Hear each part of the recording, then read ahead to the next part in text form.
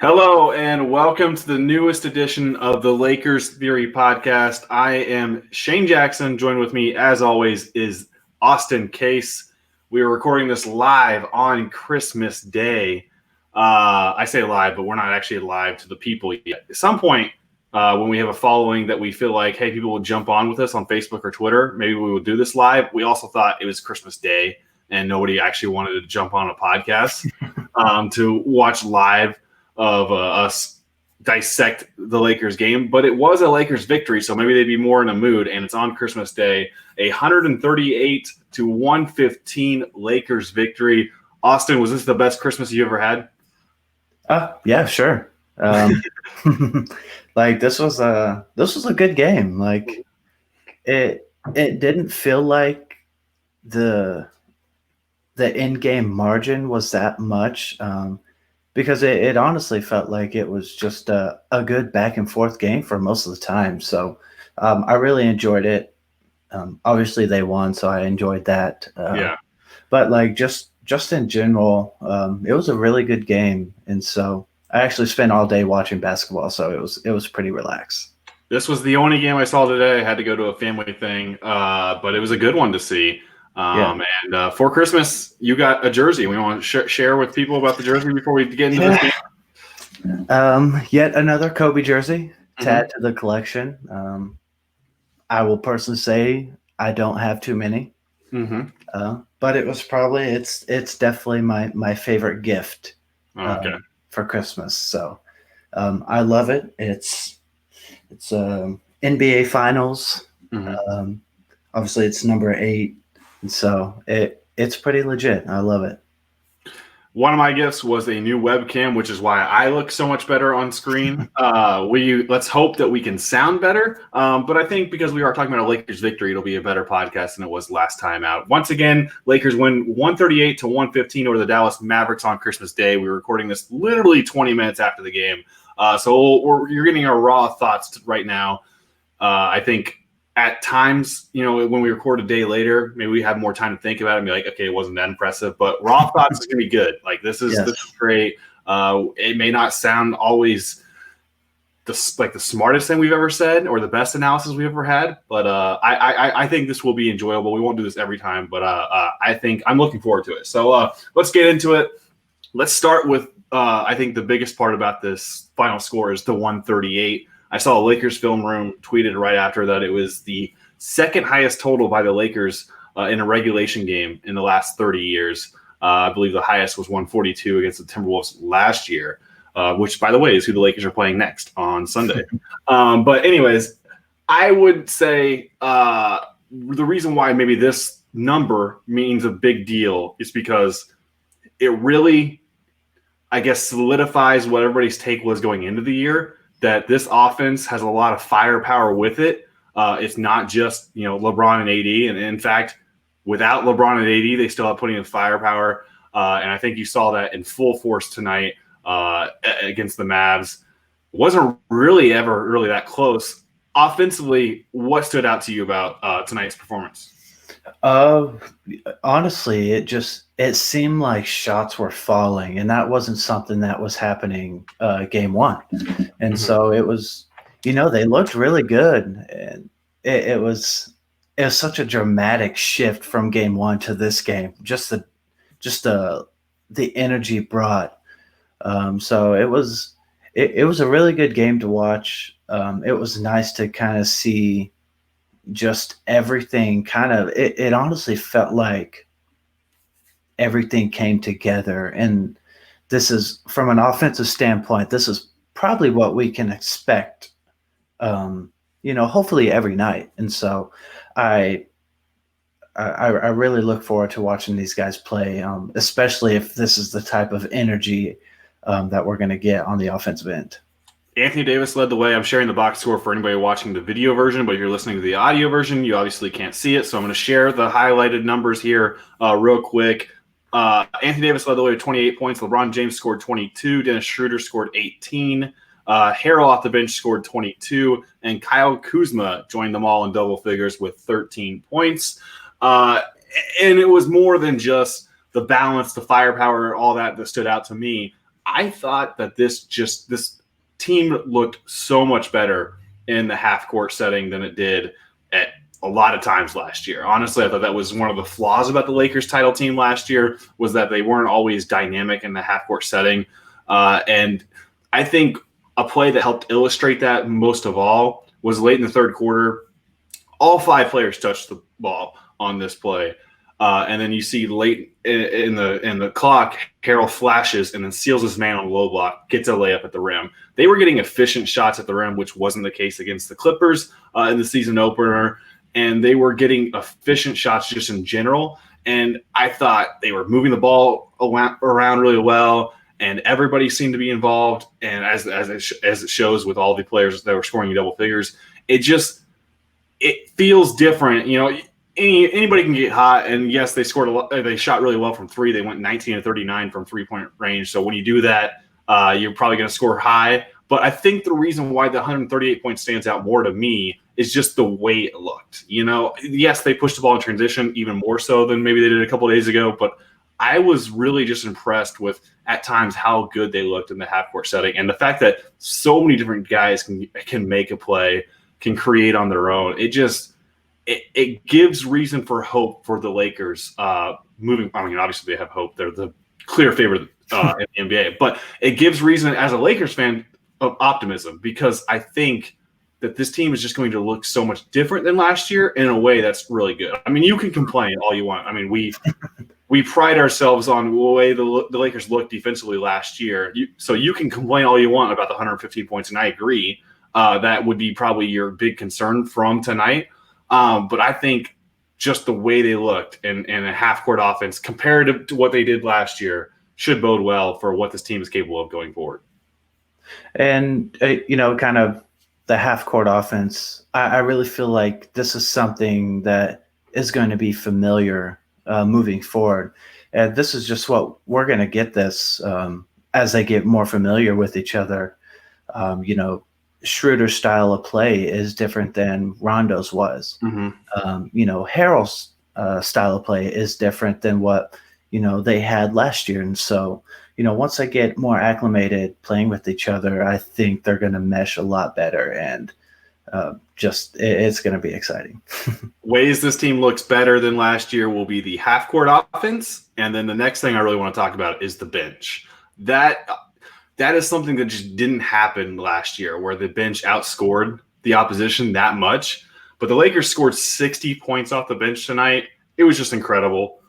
Obviously, again, that's inflated because the entire total is inflated a little bit. But that is not something – I mean, when LeBron or AD went to the bench, you kind of clenched your butt cheeks a little bit. You were scared, what this team could do when they weren't on the floor, and that wasn't the case tonight. I was very impressed.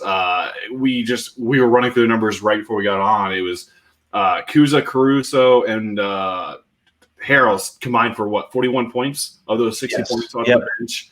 And it's more than just what they provided scoring. I mean, they did it a lot as well. They had good ball movement. I thought that all 3 of those guys played well defensively. I thought Harrell in particular found what he was good at. He had a lot of high energy plays tonight. And it's just the way they all looked off the bench that I don't know if I was expecting all of them to kind of play to their strength that well right away, especially Kuzma. I mean, we talk about him accepting a certain role that probably he didn't think he would have to do at this point in his career. And he's out here. I thought he defended really well. Yes. And I just thought he played really well off the bench. And that just speaks to how improved the defending champs really are. What stood out to you about the players off the bench? You kind of mentioned it just a little bit there. Kuzma's defense, actually. I saw him. He was on Doncic. Is that right? Luka? Doncic. Yeah. Doncic. I'll just say Luka. He was on Luka quite a bit. And, I felt like he defended him very well. Luka hit he hit shots because he's Luka, but just the way Kuz was defending him, and the fact that Kuz was on, the best player for Dallas, like that, mm-hmm. that that speaks volume to me and the type of player that he's becoming, especially since I was skeptical about his defensive abilities just last year. And so to see that transformation on the defensive end is spectacular.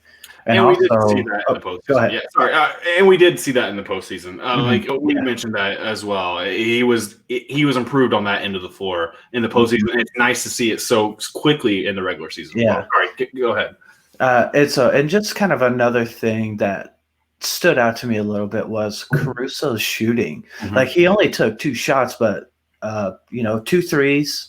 He made both of them. I when I first was thinking about stuff to kind of go over here, I thought he took more shots than that, but I guess not. But he made both of them. It just looked like he felt more comfortable taking those shots and more confident. And I think that's really good for them because if you really look at it, they probably have 4 or 5 options on the bench that they could rely on to come in and get a few buckets here and there. And that's really not something that they had last year. And so I think if this continues to improve off the bench, they're going to be a very scary team. And just kind of another thing. Never mind. Go ahead. I think you made. I like your point about Caruso. Sorry, no, I like your point about Caruso and his 2 threes.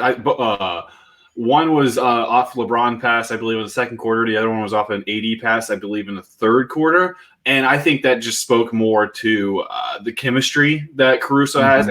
It's worth noting that there's so many new guys on this Lakers team that not everybody's going to have chemistry. And so I thought it was significant when Caruso got those 2 good looks off passes from guys who have been there before because he's been there before. And I just think you're going to notice that chemistry with certain players. Markieff Morris as well. You're just going to notice that chemistry with certain players, whereas the new guys maybe are starting to still try to figure each other out. Harrell is the guy off the bench. Obviously stood out to me. I think he stood out to most people. 22 points on 10 of 13 shooting, and you can just tell he's starting to figure out what he's good at with his team, and it's still a long way to go by any means, but he's doing a lot of flashing. He was setting a screen at mid-court there in the fourth quarter of a 15-point game or whatever it was. You could tell he just plays with a high energy. He's playing with a certain competitive mindset, I believe. It's just always going on. I mean, there was a stretch there where I thought, or back-to-back plays, he hit baseline jumpers, which showed some face-up ability that I wasn't necessarily sure that he would have. But that looked pretty comfortable to him. And then on the second one, he's talking trash to the Dallas bench, as they call a timeout there in the fourth quarter. By the way, the game's pretty much over at that point. Yes. And I tweeted, you handled a lot of the updates tonight, but I tweeted, halftime thoughts and final thoughts. And I think I had one other tweet in there, but I tweeted, one of the things I tweeted was that it's hard not to like the way Harrell plays. And I think that much is obvious right away. And that's not always the case with new players coming in. I mean, there's 4 new guys on the Lakers team, essentially, right? And we're not in love with all of them at this point, but Harrell and maybe Schroeder, like those guys, especially Harrell, the way he plays, it's infectious as a fan. I'm already in love with the way he plays basketball. Yeah, it's really exciting to watch him play just because he's so high energy and like he's a dog. Like he just gets out there and he just he's playing hard the whole time. And like he's going to get offensive boards and, put him back and like, he's going to talk shit to you, when he hits a face up jumper. And so it's awesome. Like I love watching him play. I love watching Schroeder play too, man. Yeah. We'll get into Schroeder a little bit. But I wanted to reserve like the bench segment to just talking about Harrell because I think he's worth mentioning. Late in that game, the Dallas stupidly challenged some foul that was bogus, but he clearly was shoved into the guy. Or he was clearly shoved by the guy.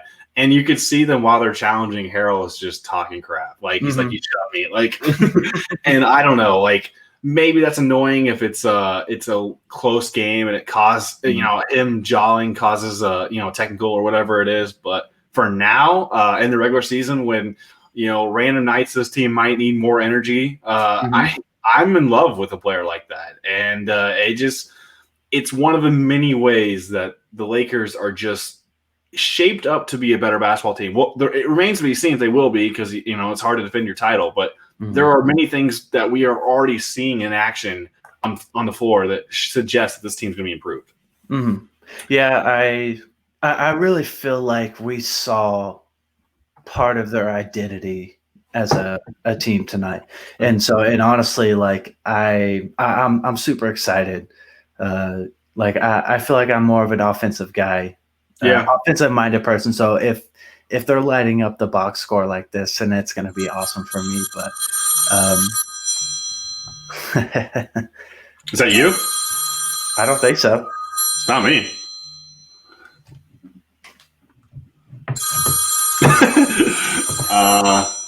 I don't know.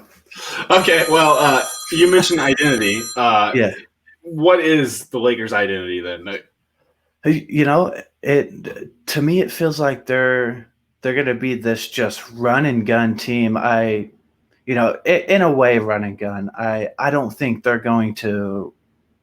They're going to use the shot clock, so they're not just going to run down there and get up quick shots a lot, but they're going to get out and run.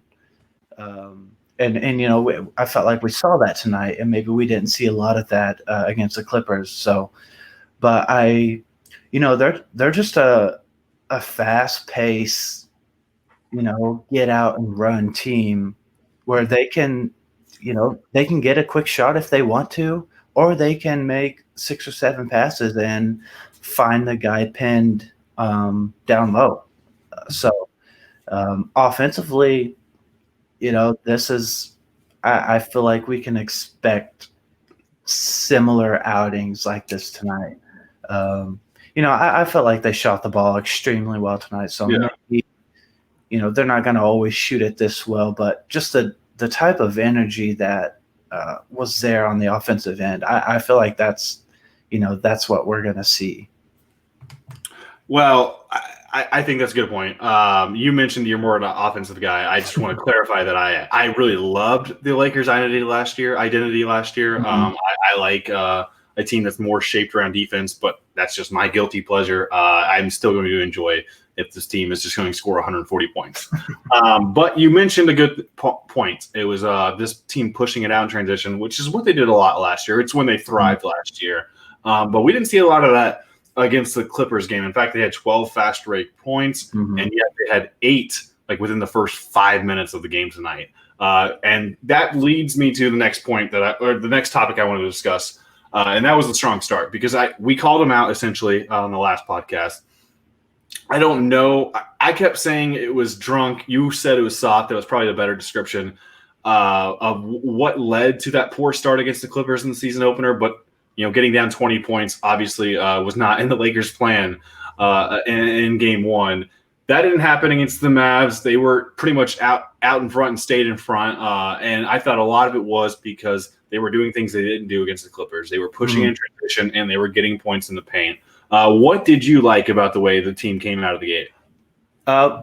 Honestly, that's kind of it. Like they didn't get down 20 points. They were able to kind of control the tempo. And so that really allowed them to really stay ahead and kind of, make the Mavs play their game. And so, they came out strong. Like, honestly, that's about the best way I can sum it up. It was just a good start. Yeah, this is the part where I wanted to, because you started talking about Schroeder a little bit earlier, and I didn't want to talk about him yet. This is where I want to talk about him here. He's obviously in the starting lineup. They made a big deal about it on the broadcast, saying he came in with a little bit of confidence, actually. A guy who came off the bench was like, hey, I'm going to start for the defending champs, right? And I think part of the start there was you saw Schroeder right out of the gate guarding Luka. Full court, and that was something I think they did a lot with Avery Bradley last year, right? They when they did play the Mavs, and they would pretty much defend him the length of the court.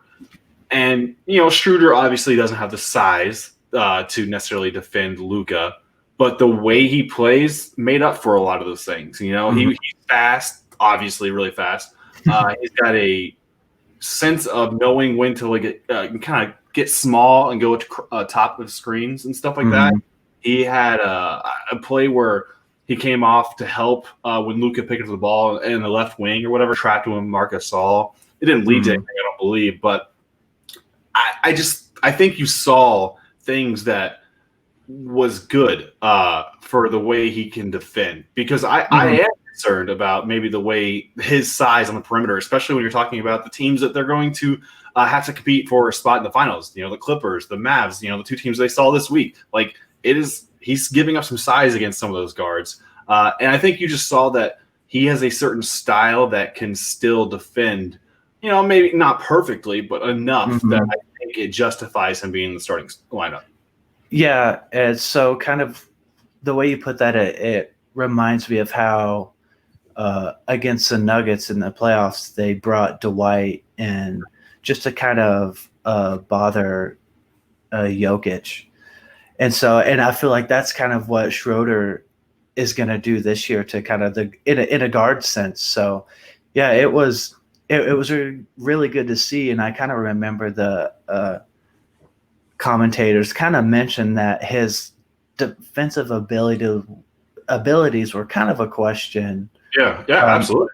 And it was, you know, he was on Luka right there, right out of the gate. And so, you know, he's not going to shy away from a difficult defensive situation. And so, you know, I really think that speaks volume to his character on the court. But, you know, it also kind of, you know, the Lakers coaching staff are saying, hey, we believe that your defensive abilities are legit and that you can do this at a high level. You know, it's exciting. Like watching him play and stuff is like awesome. Yeah, and so I know we want to talk about his offense. I just thought the defense was worth mentioning or whatever. By the way, mentioning Luka in this, I just wanted to bring this up before I forget. I don't know what the Mavs were thinking having Luka guard LeBron, but that did not work, obviously. Maybe that was just Luka saying, hey, I want to guard LeBron. But that was part of the strong start was because Luka was manning up LeBron, and LeBron was just giving him the business. But Schroeder offensively, you know, 18 points on 7 of 11 shooting.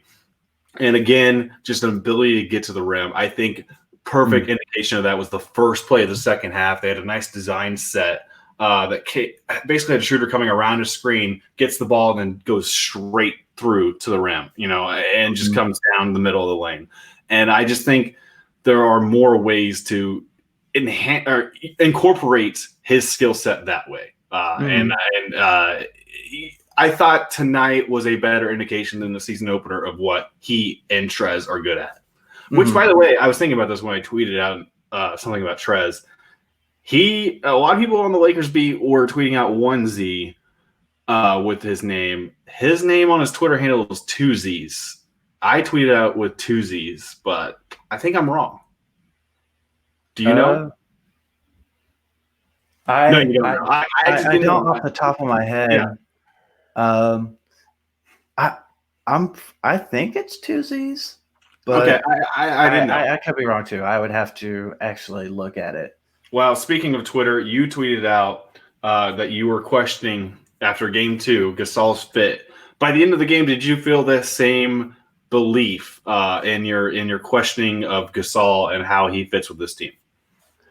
I do. I still do, and it's just 2 games, so I don't want to like really put him in my doghouse. But I don't know, man. He seems slow on the defensive end. Like he just doesn't seem athletic.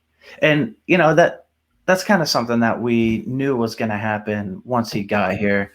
But I really feel like he might be more of a defensive liability when he's out there.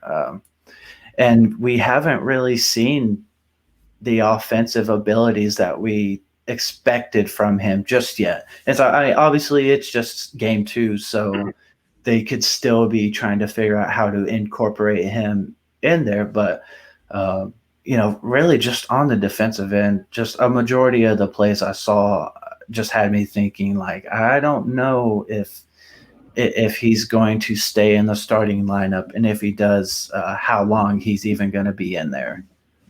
Yeah, that's fair. I think I remember seeing a play early in the game where he basically got power drive to the floor. Mm-hmm. And that play was just like, okay, I think I wrote Gasol still sucks in my notes sheet, and which is not fair. But I think you saw some maybe high IQ plays, which happens when he's been in the league for so long. But there were certain screens. I think I remember one screen happening. Maybe it was the second quarter, at first quarter. I don't know. Just the way he moved his feet initially, like you could tell, like, hey, he was overcorrecting a little bit, and it was the right play.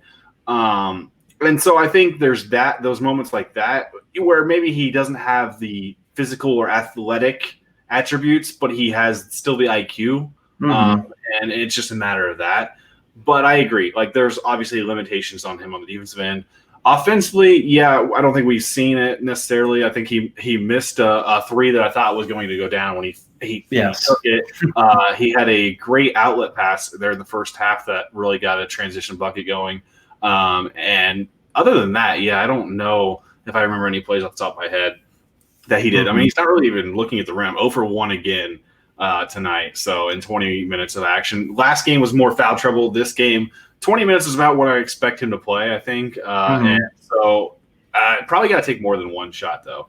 But, yeah, I agree. I just wanted to get your opinion on that because I saw you tweet about it, and I figured you had a strong take.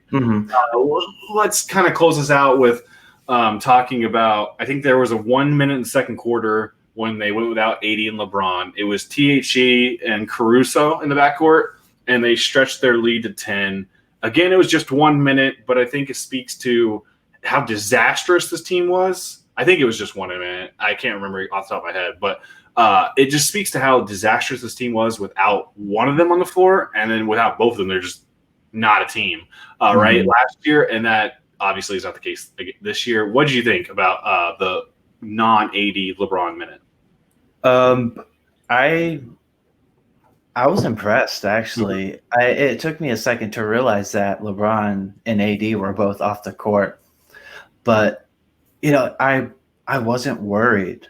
Like, and it could just have been the way the game was shaping up, because they did have it was a good game still, but like, I don't know, just I wasn't worried that the game was going to get out of hand real quick. And they really they held their own. Like, it was good to see that, maybe if LeBron and AD need to, they both need to rest at some point, that, like, we'll be okay. And so it's pretty awesome that they were both able to get some rest together, and we were able to extend the lead a little bit. I did write down that minute or whatever it was in my notes. It didn't stand out to me necessarily like how impressive it was. It was noteworthy because, if you can buy a minute or two over the course, every game, if they're in the middle of the second quarter and not be, -8 or whatever, like, I think you're fine, right? Like, as long as you can stay pat, like, that's worth exploring any way you can, kind of load manage them. What did stand out to me in terms of load management is LeBron not playing the final 7 minutes of the game was incredible. Like, so the Mavs cut it to 9 there midway through the fourth quarter, right? And at that point, I was like, hey, we might have a game. And LeBron took a three from the top of the key, missed it. And then I believe Trez was the one who ended up with the rebound. And it led to a second chance points, which, by the way, I think the Lakers outscored them 35-0 in second chance points. It's something stupid, absurd. But on that play, they kicked it back out, and LeBron ended up with the ball again, and he fakes a pass. I think it was to Caruso, and doesn't know the pass to Markieff Morris at the corner. And Markieff Morris hits a three, and it goes to a timeout at that point or whatever. And that was the closest the Mavs ever got on in the second half, I believe, or down the stretch. It was a one moment where I was like, hey, we might have a game. Obviously didn't happen. And then AD comes in for LeBron. I'm thinking, okay, a few minutes, and we'll see what happens, and LeBron maybe has to come back in. No, he didn't have to come in at all. Didn't play the final 7 minutes plus minutes of action. And that's how this team is going to have to do this year. Like, Mhm. if you're, I mean, yes, there are going to be nights where they just straight up don't play, right? But, like, Yeah. if you can buy the 7 minutes there of LeBron not playing because you're just rolling, like, that's incredible. Like And that. it speaks to how incredible this team is. Yeah. Go ahead. Just 7 minutes at the end of a game, like that's huge, Mhm. especially over the course of 72 games this year. Like, uh, it was almost a game there, Yeah. and then Keith hit that three, but that kind of you said it. It speaks to how this team is, where at the end of a game, if it looks like it's leaning towards a comfortable win. And they just want to sit LeBron or AD, it looks like they might be able to do that. And, obviously the Mavs didn't have Porzingis tonight. No, so, of course not. Yeah. That probably swayed the game a little bit, but I really think we saw what they can do tonight. Mhm. And, even if they need to go LeBron and AD off the court together or just 1-on-1 late in a game like that, it's doable because they have the depth this year. I've been sitting on a take since before the year, but and it's probably a terrible thing to say after their first win of the year, by the way, because they're 1-1. It's not like they're unbeatable, but I think we might hit a point this year where we have to start grading this team on a curve. Like, because this roster is so stacked, because this team is so good, that there were times tonight where I was like, okay, the Lakers are going to win, but they are not playing that well. And then obviously they went off. But there were times where I was mad at the defense and stuff like that. Mm-hmm. I think in January, February, whatever it is, we're going to be upset when they have a 138-115 win because they didn't play well. And right now it's exciting because it's the first win of the year. It's the new guys still and all this stuff and blah, blah, blah. But at some point we're going to be comparing this team to what we expect them to be in July, and it's not going to be enough. And it's a bad thing to say after one win, but I think that's where we're heading with this team because they are so good. Yeah, you mentioned it there just a little bit. Like, there was a stretch where they just went flat out cold, and I was like, okay, this isn't good. I don't think they ever lost the lead in that stretch, but like nobody could hit a shot, and I was just like, okay, they might be coming back down to earth because this was pretty. This may have been the second quarter. Or the third. I don't remember exactly which one, but it was a decent stretch where nobody could shoot. Like, everybody forgot how to shoot, but they turned it around, got the dub. They did. So, do you have any final thoughts here, or is this going to do it for this podcast? I think we want to keep these close to 30 minutes. We're a little bit over 30 minutes now. I don't expect you to have anything, but if you want to mention anything before you leave, now's the time. Nope, I'm all good. We got the win. Everything is right in the world. The Lakers do play on Sunday against the Timberwolves. We would preview that game, but we're a few days out now. They play the Blazers then on Monday, so it's a back-to-back stretch. I actually don't know how we're going to record that yet. Maybe we just do 2 podcasts on back-to-back days and just, they're a little bit shorter, and then we just recap them because, this was a big win because it's Christmas Day and it's against the Mavs, but, we're not going to be breaking down every single game for 30-plus minutes. So maybe if they are shorter, or we'll, just wait until Monday night. I don't know. Either Sunday night or Monday night is when we will record. So it'll be back. The next pod will be out either Monday or Tuesday. You have to follow us on social media to find out when that is. That's on Twitter, at Facebook, and on YouTube at Lakers Theory. We're tweeting out updates now for games and stuff. I'm trying to provide analysis while the Lakers are playing. So that's the way to do it. That's the way to follow us. And we start getting more of a following, then maybe we'll start doing live shows and interacting with fans as well. So, but that's going to do it for this podcast. Again, the Lakers win on Christmas Day, their first win of the year, and they show their offensive fireworks by doing so. It's a Christmas miracle. 138-115 win over Dallas. He's Austin Case. I'm Shane Jackson. Thank you for listening to a Lakers Theory podcast, and see you next time.